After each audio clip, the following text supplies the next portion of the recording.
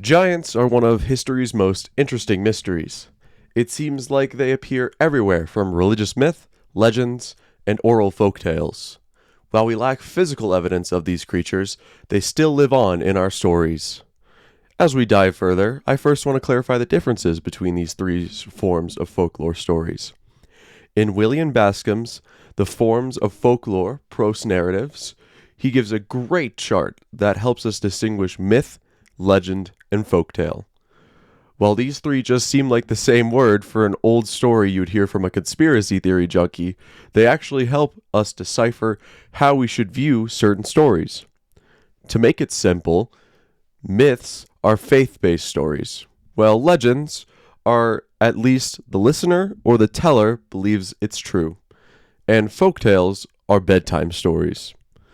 The other thing that helps us differentiate these three is the time they take place. Myths take place at the beginning of time. Legends can be during any time in recent history, and folktales are not bound to a time or a place. As we dive in to a couple stories, try to figure out which type of folk narrative it is. So now that we set our ground rules, let's hop back to our jolly green salesman. So, where did they come from? Well, if I had to give an origin story for every single giant ever, that would probably take us to the beginning of time.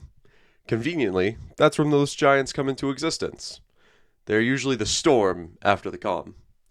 In Norse myth, giants are the first beings.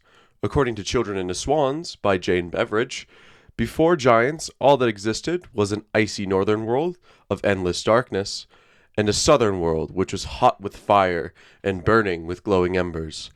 These two worlds are Niflheim and Muspelheim. Between these two worlds, there was nothing. Until there wasn't. Muspelheim started melting, the freezing wasteland that was Niflheim, and the droplets that fell became the giants. The first of these giants was Ymir. Ymir was like the kid in the class who sleeps all the time, but gets a higher grade than you. As Ymir slept, the hot winds of Muspelheim made him sweat. And as Ymir appeared from droplets of water, his sweat also birthed life. These new sweat creatures were the frost giants. Oh, I totally forgot to mention. The giant primordial cow. Ymir's weird droplet sibling was a giant primordial cow named Audhumnia, and Audhumnia licked some ice. Audhumnia's ice-licking shenanigans led to, you guessed it, more life being created. Booty was the first to be created from this salt lick, and he is another very important god that I've never heard of.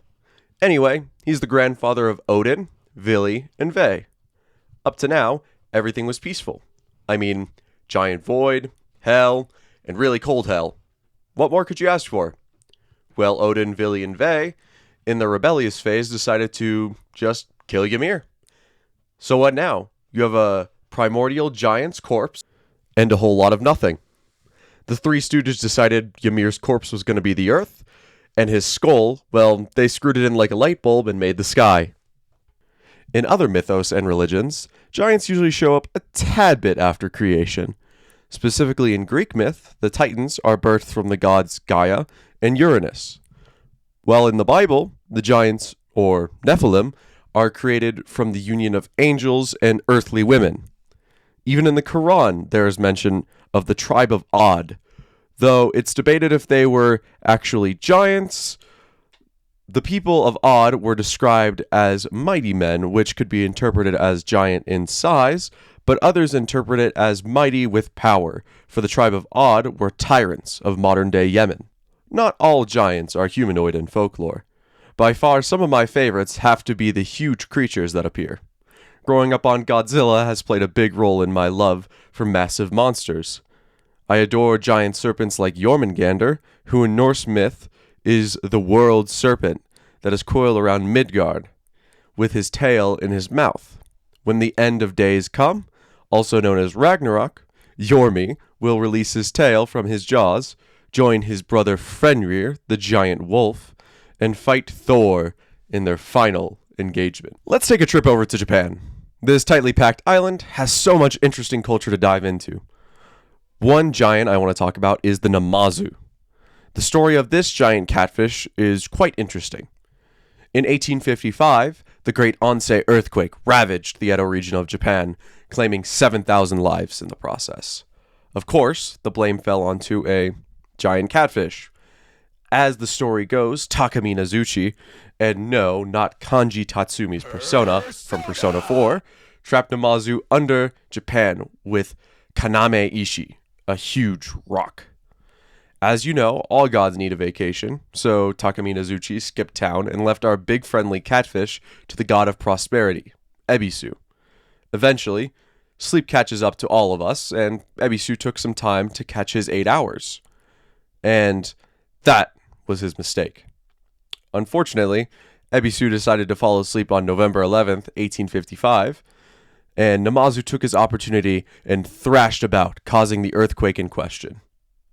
Though most people feared Namazu after the earthquake, the working class accepted him. Builders, carpenters, and roofers prospered because of the rebuilding efforts.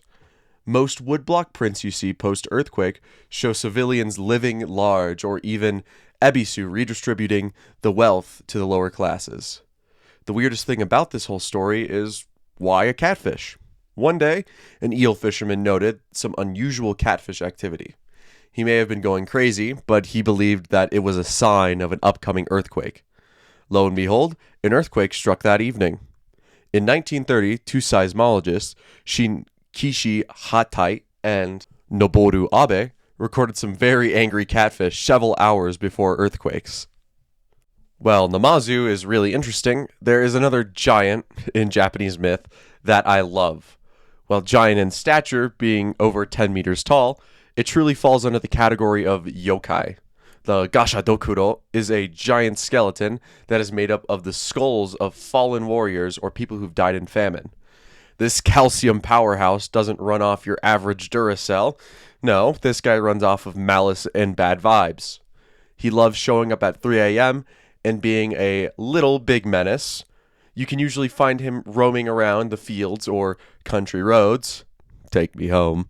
Though he is massive in stature, he is quite stealthy and can sneak up on unfortunate victims. I imagine he has a cardboard box he hides under like Solid Snake. Colonel, it's Snake. I'm a giant skeleton, and I'm sneaking around the countryside of Japan. Gasha is a force to be reckoned with, but I think he's the funniest guy.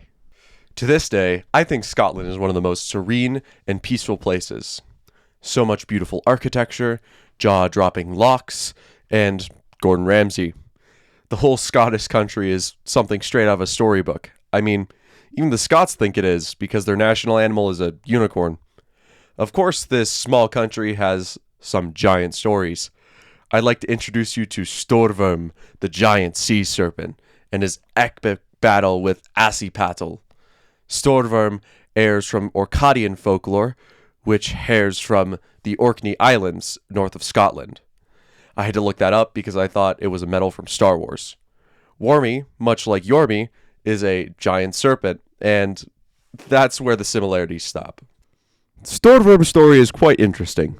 Long ago, a farm boy named Asipatl was too lazy to do any of his work and made his 6 other brothers do it for him. I can see why they named him Asipatl. All this kid did was dream all day of being a hero. On one horrible day, Storvorm appeared and wreaked havoc on unnamed kingdom number 62. The king, in great dismay, decided to talk to the worst therapist ever, a soothsayer. This spayman, not having a degree in sea serpentology, recommended ritual sacrifice. At each dawn, 7 maidens had to be fed to Wormy. Who could have guessed that Storvorm didn't leave? The king was running out of options, so he went back to the unlicensed therapist, who suggested he feed his daughter to Storvorm. Of course, the monarch, being a monarch, cared more about his own daughter than his people. So he put up a bounty on Vermi with some cliché rewards like his kingdom, forcefully marrying off his own daughter, Princess Gem de Lovely, and his legendary sword that used to belong to Odin? What a great father, clearly caring about his daughter. Flashback to our heroine, Asipatl, who hears the call for adventure. So what does he do? Well, steals his dad's horse, Teetgong, the swiftest horse in the land, and his dad's goose thrapple, which gave Teetgong a speed buff. Unfortunately, stealing doesn't equal good results, and Asipattle was late, despite being the main character. As the sun started to rise, the king wielded his mighty sword and pushed out on a boat to go face the beast. Over on the horizon, Asipattle appears with his stolen horse in tow. Patty leapt from Teetgong and into the nearest boat and rode with all his weak muscles until he reached the mouth of Storverm. Crawling inside Vermi, Asipattle somehow reached the serpent's liver, that, by the way, is bigger than a mountain. How did he get there in time? Does he have a snake map? Oh, I totally forgot to mention that Asipattle was carrying a bucket of peat, which is basically hot embers, from all the way back at his father's farm. After all these shenanigans, they somehow still have the heat to burn. So, Asipattle gouges a cut into Storworm's liver and sets Wormy ablaze with his peat. Just like Borderlands taught me, fire is super effective on flesh, and Wormy ignites. In the story, as Storworm is dying, his thrashing separates Norway and Sweden from Finland, while his teeth become the Orkney, the Shetlands, and the Faroe Isles.